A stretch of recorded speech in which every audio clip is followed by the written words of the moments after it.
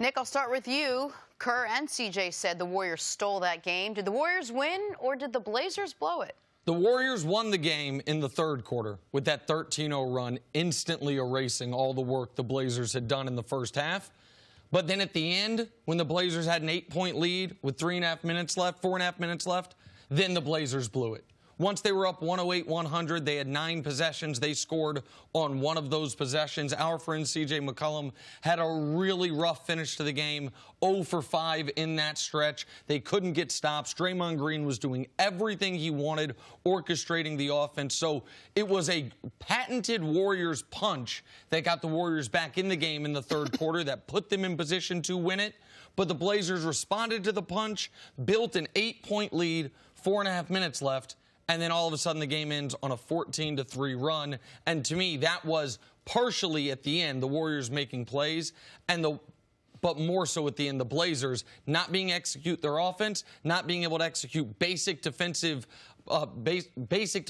fronts and personalities as far as what you're going to do when Draymond gets the basketball as far as trying to initiate the offense. So I thought the Blazers blew it down the stretch, and this is one, contrary to what CJ said, he can be encouraged because they did play well. They did show some things. You can't get this game back. Yeah. And if they were going to make a real series out of it, they almost assuredly had to win last night. Yeah, the Blazers did exactly what I thought they would do, and that's they would make adjustments and not turn the ball over. We knew they would try to attack Steph Curry. That doesn't mean you're going to be successful, but they did have a different game plan where they did have the bigs clamp down on Steph instead of sagging back into the lane or around the free throw line, and they did take care of the ball better. So they gave themselves a chance to win. Early in the game, what gave them the lead was they were moving the ball around, and the other guys were scoring the basketball. They shot the basketball, especially early, from a high level, especially from the three-point line, and you could see that they were re-energized with the opportunity. They really believe that they match up with this team really well. In the third quarter, and with the Warriors making that comeback, I think it's the second biggest comeback at halftime, down by 15. They grew the lead to 17, but the Warriors came out with different intensity. They started trapping. They put a press on. They started creating turnovers, and then they started scoring the basketball. Steph started scoring the basketball, and their shots started going in. The crowd got back into the game, and then it was anyone's game. So at the end of games, it's a matter of who can execute, who can make shots. I know we get into who won the game, who lost the game, but this was the tale of two different stories. Blazers make adjustments, get back into the series. Warriors go on an unbelievable run to be able to take control of the game. Blazers are able to hold them off, and then championship pedigree. That's why experience matters. That's why playing in all these playoff games matter, and that's why chemistry mattered, and that mattered in the last 3 minutes of the game. Yeah, I agree with almost everything there except for the very end. It wasn't that it was anyone's game after the Warriors went on their run, but then the Blazers took it back. You're not supposed to blow an 8-point lead in the playoffs with 4 minutes left. You're just not, unless you do what the Blazers did, which is go on 9 possessions, 1 of 8 from the field, and a turnover on the final possession of the game. Like, they had, CJ had wide open shots that he missed. They had an alley-oop to Myers Leonard that was a bad pass, and Leonard tried to one-hand corral it instead of going up with 2 hands just to try to not even slam it, but just to retain the possession.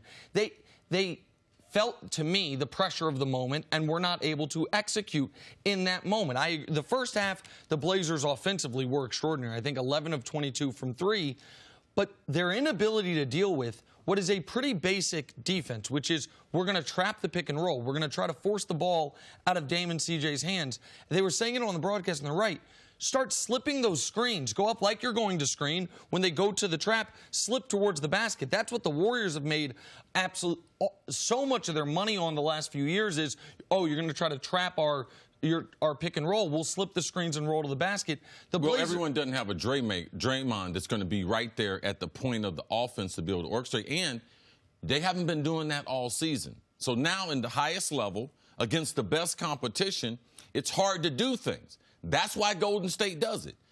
Good teams force you to do things that you're not good at and things you don't do. And as you watch games play out, which team can force the other team to do some things? Now, you're going to have open shots. You got to be able to make them. That's any. Toronto, Portland. So to me, I don't get into the pressure.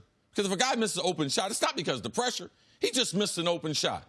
They could not make shots there late in the game, but you got to give the Warriors credit because that second half, what they did defensively, was the reason why they got the opportunity to win 4 out of 5 championships. I think what you said is so key. Experience actually factors in here. Draymond said after the game, we felt okay even being down 8. We know us. We know what we can do. We just have to make a few shots. We're confident in ourselves. But at this point, is there any chance Portland can get back into this series? Absolutely. I wanted them to do exactly this because you want guys to have confidence. What did CJ say after the game? Wow, we feel like, man, we can face up against this team. They made some adjustments, and the adjustments worked. A lot of times you get in a situation like this. Now, I know the numbers say that 91% of the teams that are down 2-0 in the conference finals, the team up 2-0, they're going to win.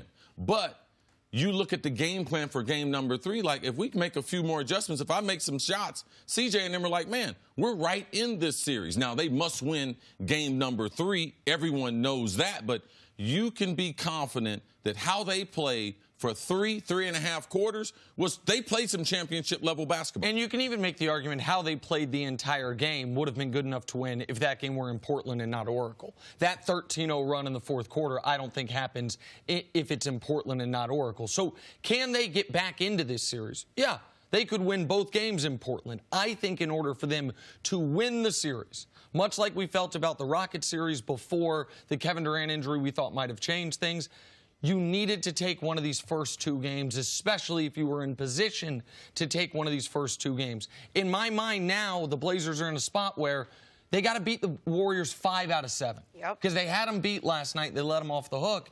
And so can they get back in the series? Sure.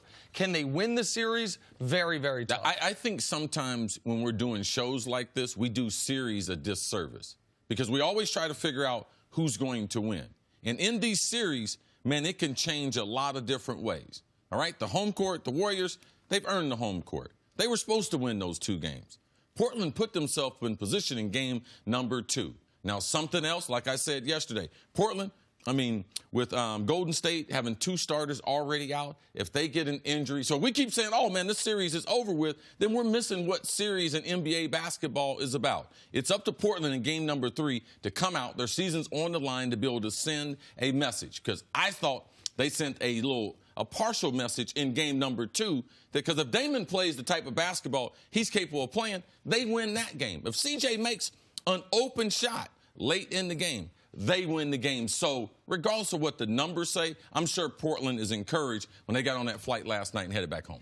Thanks for watching. Subscribe here to get the latest from the show. Also, be sure to check out more of the best clips from First Things First, or go watch a few segments from our other shows on FS1.